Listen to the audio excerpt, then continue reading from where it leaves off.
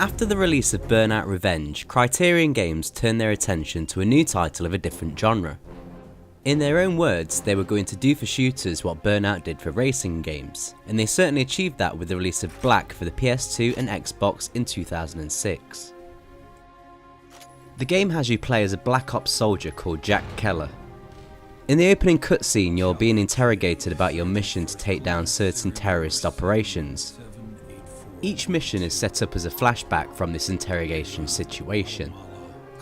The plot is bare bones, which is fine by me because the main focus comes from the gameplay and the graphics. As soon as you blast that door open in the first level, the action kicks straight in. There's always a steady stream of enemies to shoot and always a supply of weapons and ammunition to shoot them with. You can carry 2 weapons at a time, so you have to be slightly strategic in which ones you pick up during a mission. Rocket launchers and grenades provide a more explosive form of offence. The guns are the star of the game, each one having a distinct and satisfying sound and feel. There's a high level of detail put into the firearms, and they're really satisfying to watch as they're reloaded, which is emphasised with the blurring of your sight to create fake depth of field. With every bullet you fire, there's a reaction from it. Whether that be damage to walls or kicking up dust, the screen will be a spectacle after you've unloaded a whole magazine down a corridor of bad guys.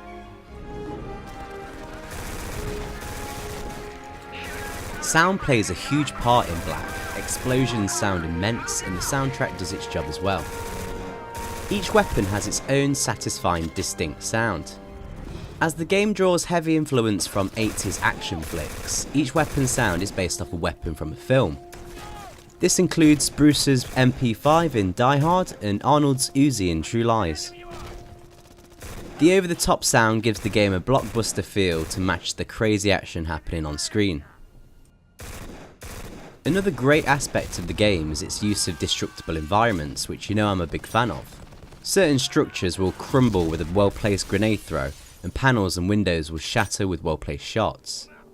For the time, this game was highly praised for its graphics, and to be fair, they still look great today.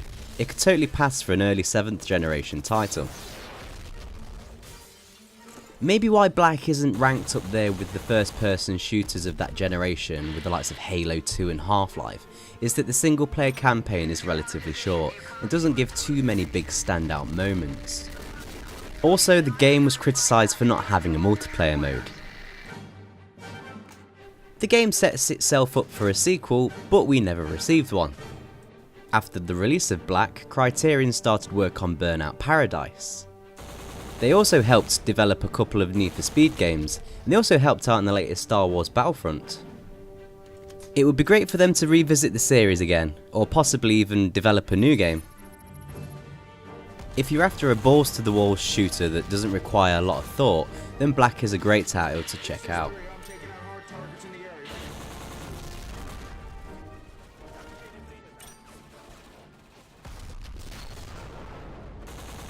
Thank you for watching my video on Black. Please have a look at some of my other videos and leave me some suggestions on games you'd like to see me cover. If you like what you see, please consider subscribing and I'll catch you in the next video.